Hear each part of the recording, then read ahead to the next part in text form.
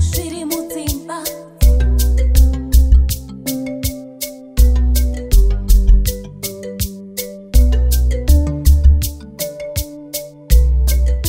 Zviri Mudzimba.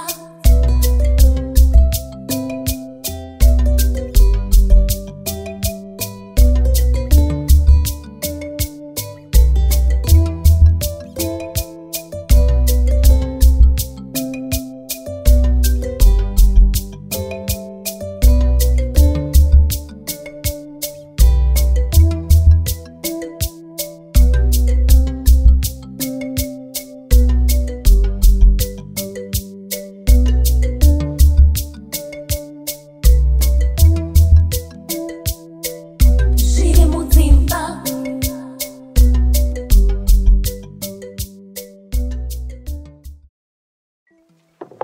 Hapana, wakapedza mazhanja, musina mazhanje mukati umu. Yes, ndasvika ndiende kubatsira kusvika mupresi. Thank you. Mwatikuone kisapa.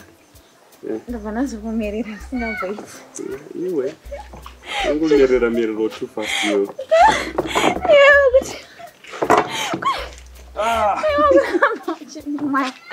Ungayavhura kudai.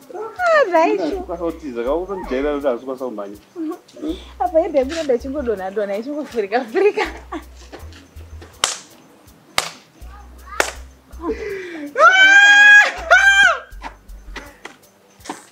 Mazhura akabhoiliswa.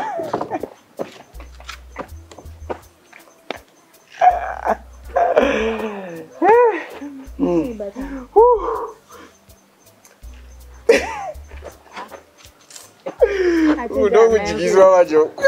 Kwasukiswa plates. Watch and learn mfana. Yo, urikutoshuwa udai maita nyama ndipo paka. Ungadai muri kutoita sei? Muri kumwaya nomvura sezvatikuita. No, thank you. Nozvache chasara baka. Kupfugamiswa mosungiswa Zambia takaukorobha. Tatopedza karotsvaira baba. Munonetsera Mudzimba. Munonetsera izvozvo izvo. What's wrong with my husband? Mundibatsira kutsvaira mumba. Everything. Me. Do you know what? But What? Ndakasangana nemunhu wandinowirirana naye panyama nepamweya. Nepakukorobha. Batani. Ende zvimi makuti chi? Makuti makangoona munhu mukuza maona kuti ane mabig this nemabig this mati zvatoita. No. 50% of the relationship goes. Nyash matters in a relationship. But the spirit I'm connected. As long as they're connected, banya. It was going to go to Marana. But you were a your spirit in your uncle Fanani. It was Murdash Marana. No better no more. Peter Kunz by any papa said, Goma Babu. Now you also say, I should be an Azum Fura. Who say, we can do the chocolate. Pagajis. Don't go to your son is way, but I got to go to this. Speak it out, go back to something. But I don't want that 2 minutes, and we have a lot to talk about, my friend. So, can I get?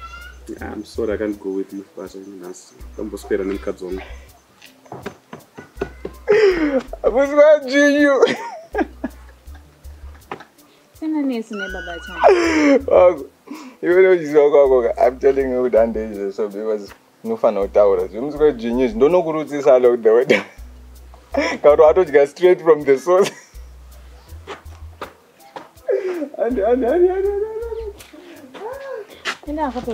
Also take the kids with you for a walk. Couldn't take the city. Hey, money for a walk. Don't pass security. Don't worry, but I can say. And did the same as I repeated. Was actually, but is lonely. I'm not lonely. You need a reason to know. This is no down later. So why should I look for someone? You should be worried. Or did you say I'm not true? One in the work, one in the one. Batanya, I really trust my husband. Oh, trust your husband. If I found Batanya. You know, you don't do Buddha. So don't let go and this is good. Batanya, Fuji. Sugar plate. So I'm going to put mom, please take care of it for me. Ah! What does he do to me? The money. The way guys to Botan. Corner is here. Come, what's up night? I'll buy you. I'm done. Oh. Okay, it's fine. Bye in bad time. My time end. Then this other day I got to meet mama in my papers. She was claiming Tanya. Do you agree on Tanya Manjo in this and this nachino much? Who does that? Eh? Unozando ndimwenyayo yandaichikayo kuti vana kazhinji vanobatanidzwa panyaya idzi. Vamwe vabereki vanotoshandisa vana kuti varwe betway.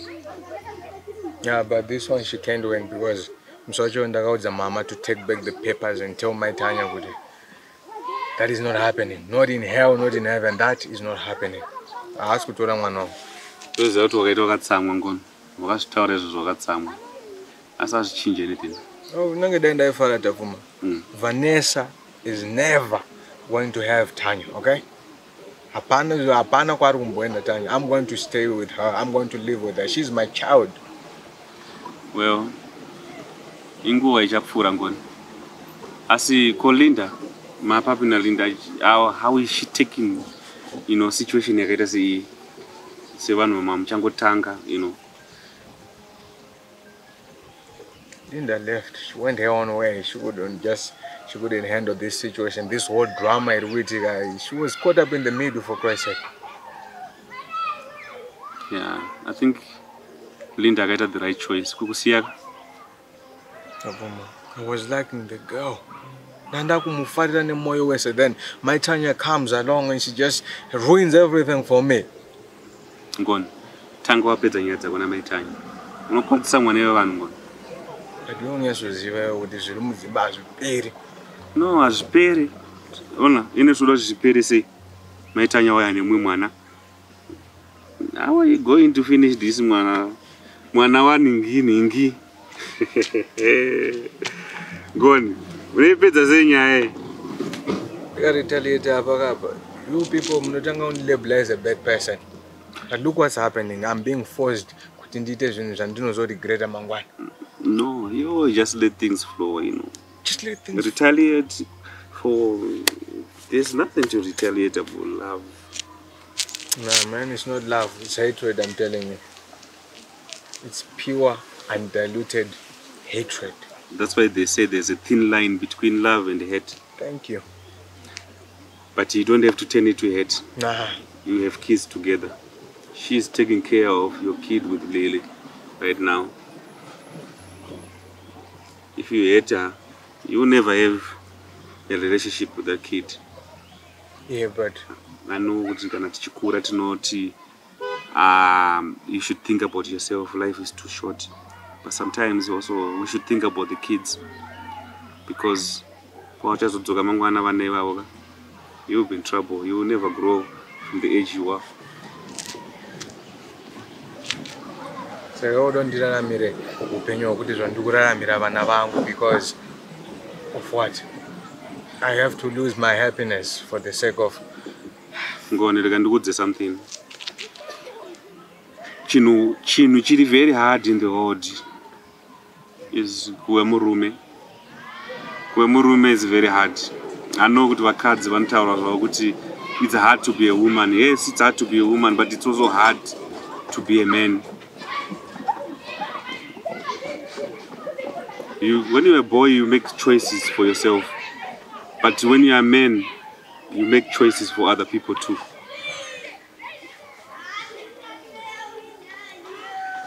So, anyway, ngatikontinue kuenda kwatiri kuenda. Kuti wandibvisa pane mukadzi wangu avo tichimwaya namvura. Ene tataura zvakwana iyi chaiye inogara apa.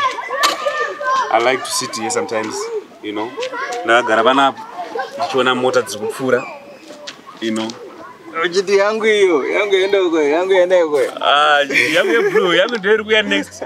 Uchikuremembere tilapana. I remember.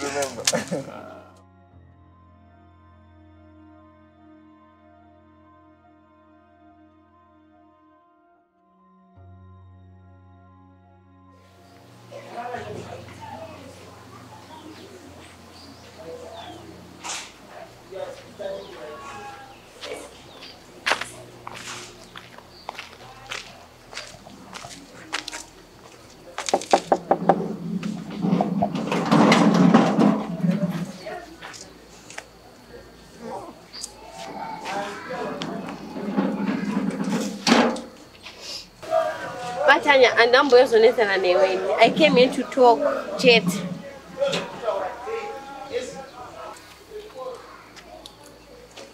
What's it, Panabe? Read my lips. I don't want to see you here. And this will good Panabe. Where the also, no man cannot also, and this will good Panabe. Please leave. Batanya, Chineva Natese. Hello, Chita Uno, Tanya, then Tanya knows it as a. Labasa nini zozo, Vanessa. La kumbi sa one moyo no da ne moyo mioro. Famba. Please, okay. I don't want to do this with you. I have enough problems already. Just go. At least hear me out, Batanya. Okay. You have 5 seconds. Okay. Chutanga, there's a 1, computer that give you. 2. Come on, Baba Tanya. At least hear me out. Ndukutaura wani. Taura? Baba Tanya. First, I want to apologize. Last time. That wasn't the way someone under Monokebek would have been behaving. Second, and this without it is okay, no. I just wanted to do this for the sake of our kids. Kuti Bakureo Shakanak.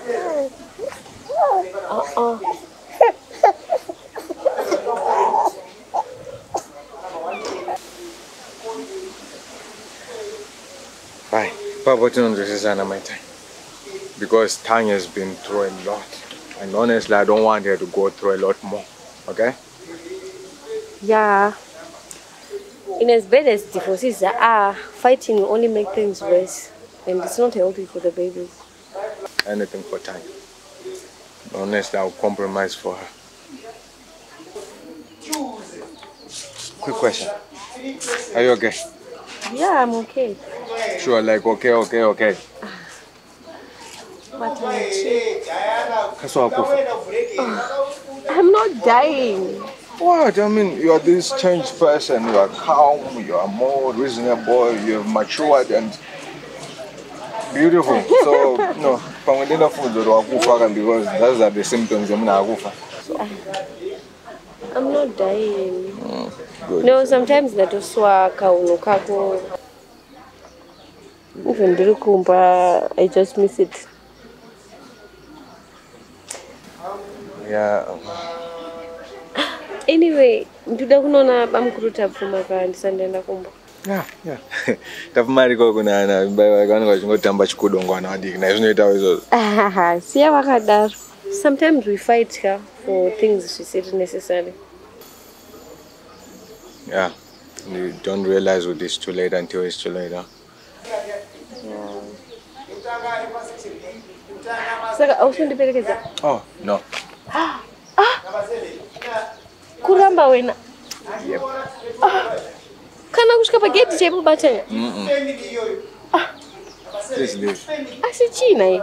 Ndouya ukati wazongoda kutaura and takataura saka famba wakaenda. Really? Yes, really. Bye baby. Kuti wewe uyo mwana. Yo,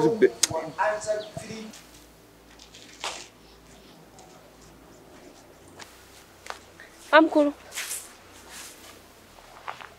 Vanessa. I'm right. Is it right to write?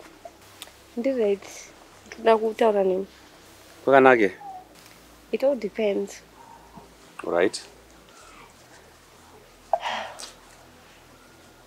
I'm cool. I just thought maybe you'll be the first person to hear this. All right.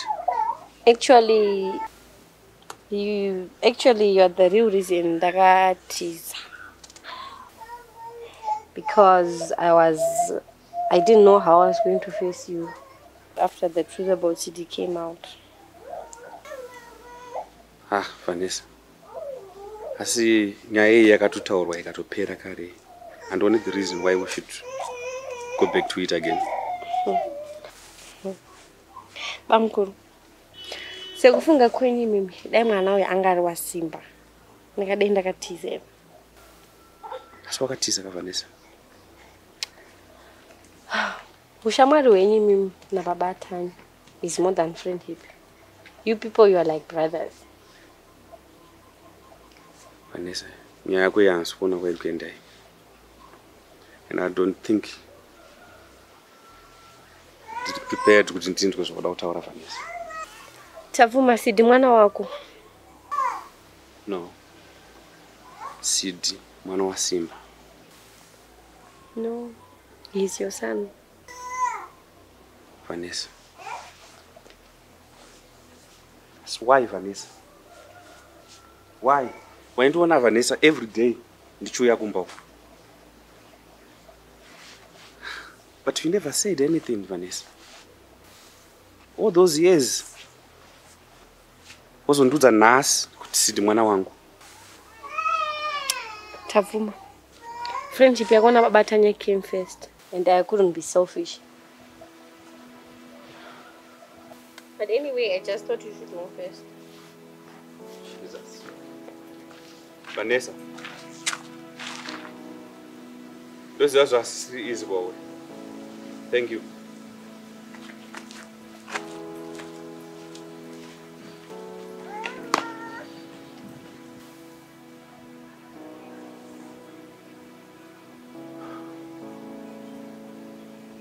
Fambisa zvenyaya.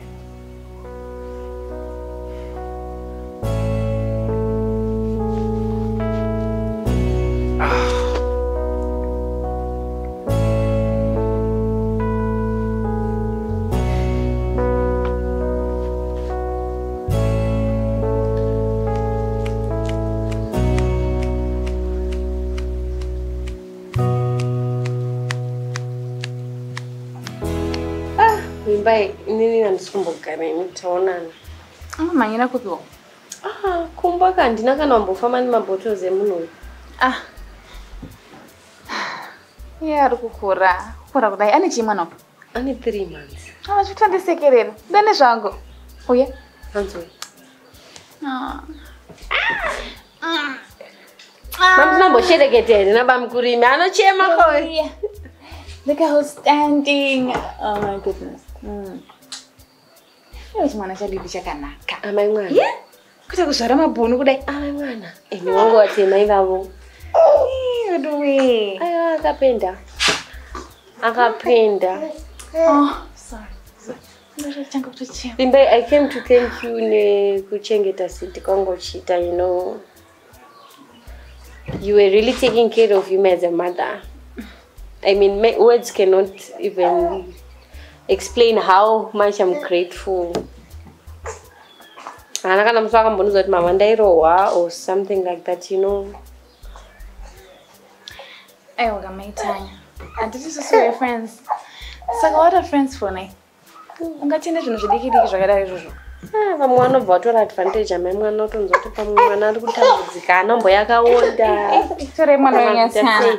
Nakuudza ikakuti kana mashereketa kanyati mboma anoripota. Amanga. Naiwe. Kumbotondira mbodai. So unosekera uri kure neni usina kubatwa neni. Akurutsa. Chakanaka.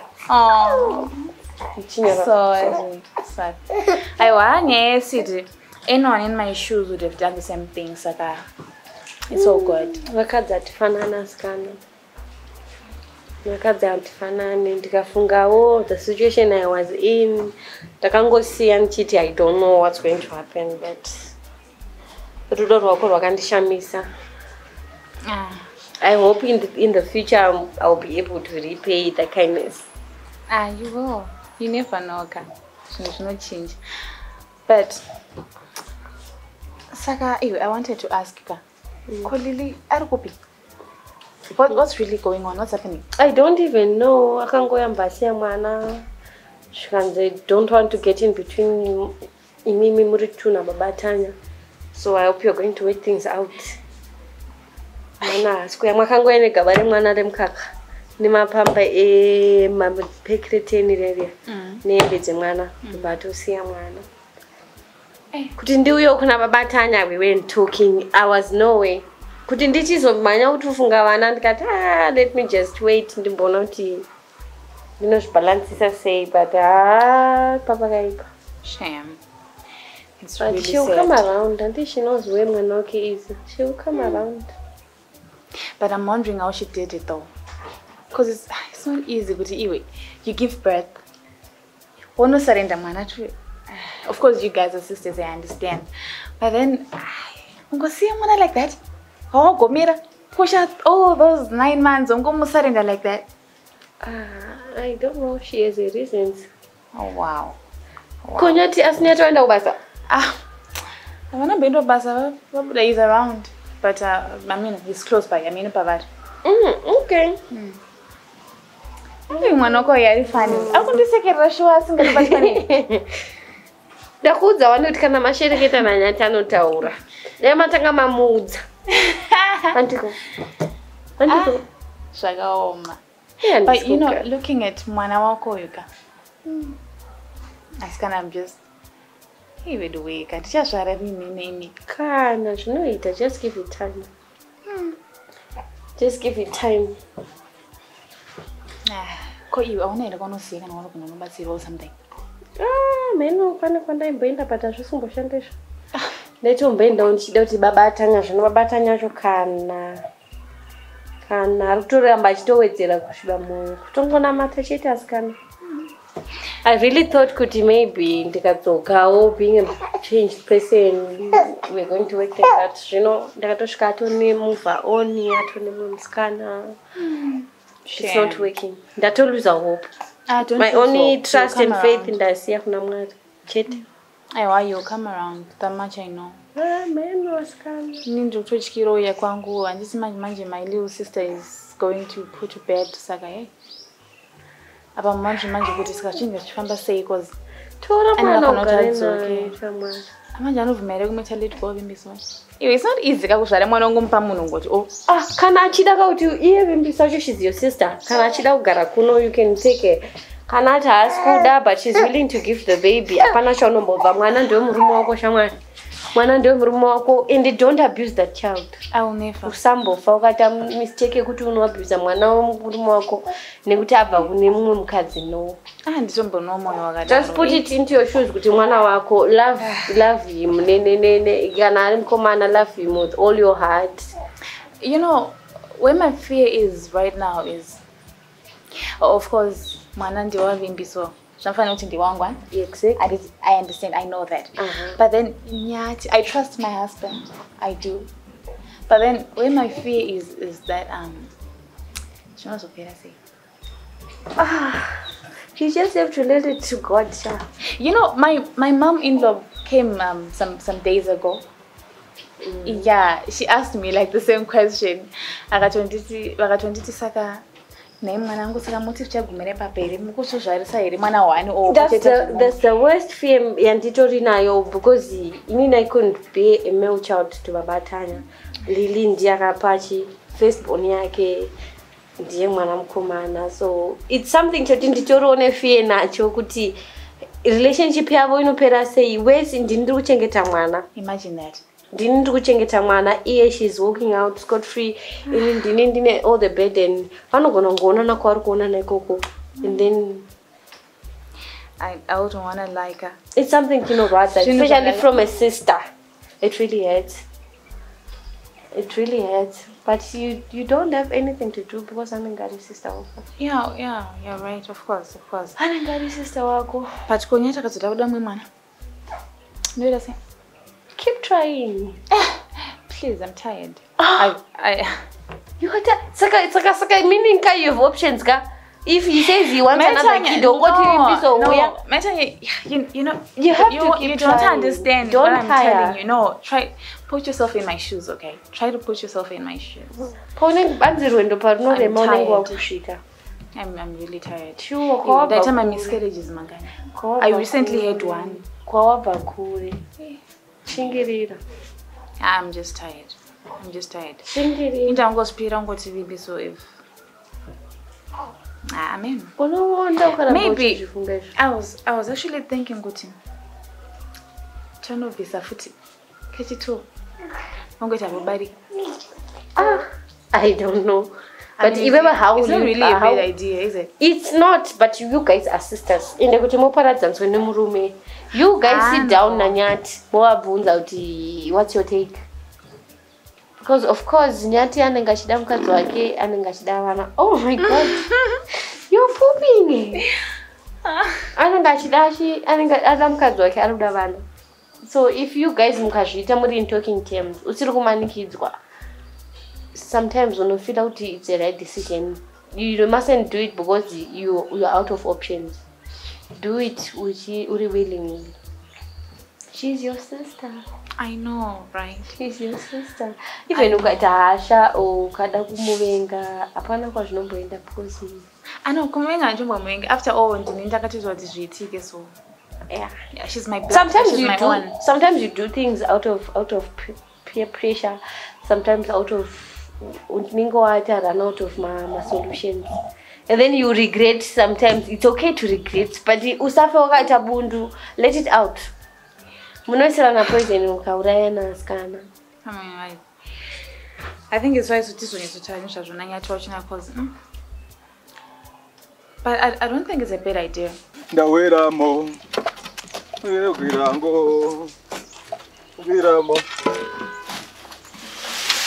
Andaizivawo aisavimbaneni ndaizivawo yakudana naye andaizivawo aisavimbaneni unyale unongonyangira vanhu inda iweka unyale papa better. Hi. Oh, you don't go in there. Hey, Dano. So, what's going to be good? Magudo. Nyati kunyebera na gudo ri. Ande gambatora zikamwana. Bogara pati mutoka.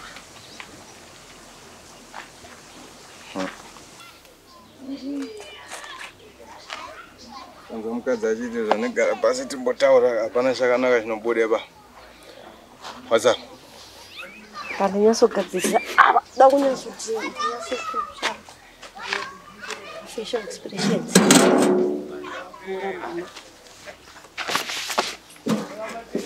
You know what, I take it back. I was mature.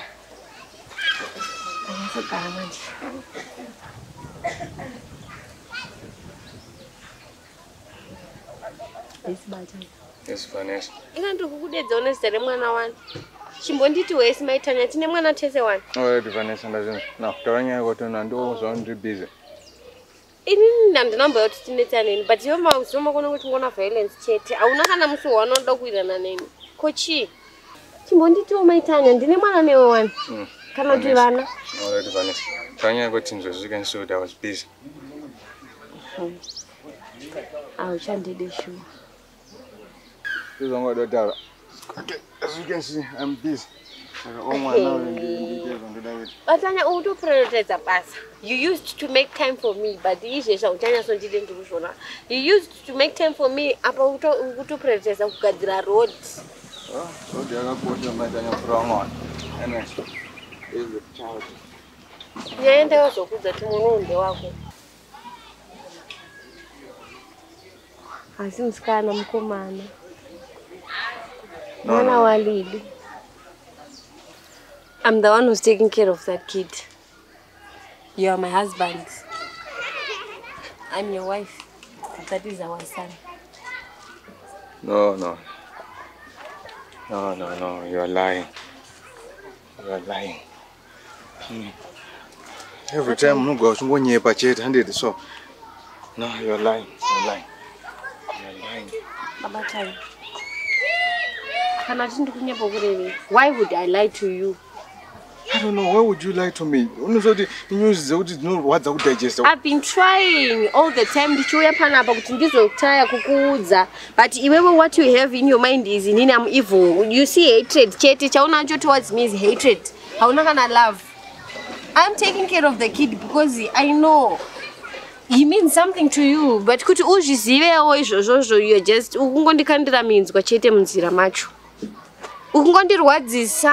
I'm trying to be a good mother. I'm trying to be a good wife. The only thing you're there to give me mama tantrums. Just mama tantrums chat. How many times have I tried? Linda.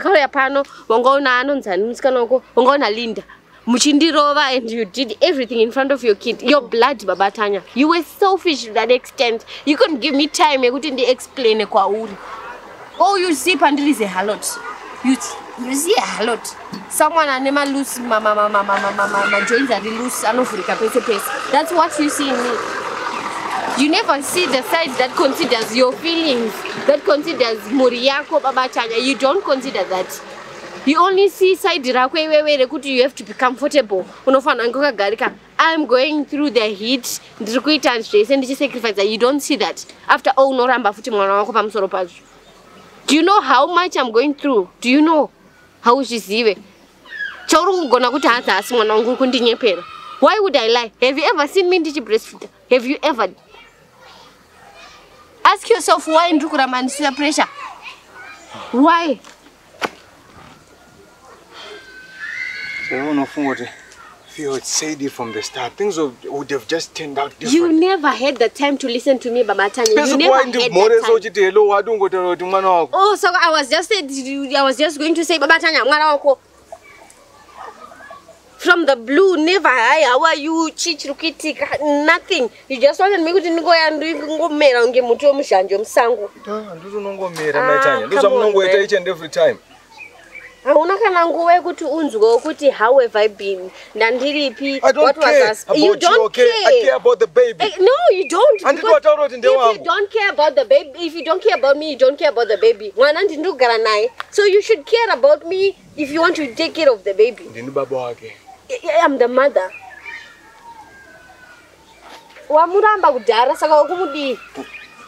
We are not fighting over babies here. We are not. You need to apologize. You need to apologize. Fine. You need to take back your words. I never want to talk to Mwana. And now I know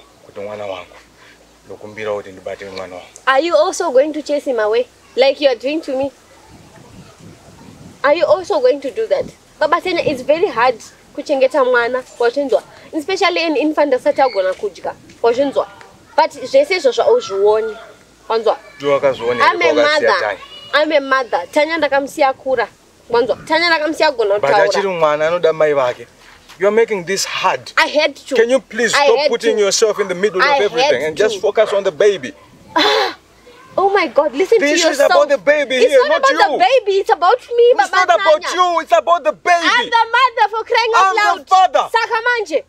Why aren't you putting that into consideration? Then. Okay, can we not fight? Okay, please, can we not fight? Thank you. Thank you. Hi. Hi. Hi. You know, you disappoint me. You disappoint me. Wanzwa. And I don't even know. You never checked up, but you knew. I'm talking because I have to. I've been keeping quiet in the chat. You've been shutting me out. At least now that I have a chance, let me let it all out. You never even could you talk why am I taking care of this child? What you just care about is was out in the wako and the wakumuda because in the wako. Tutaurandega. Ay. I'm not dead, damn it. I'm not dead. I'm sorry, boy. I'm so sorry.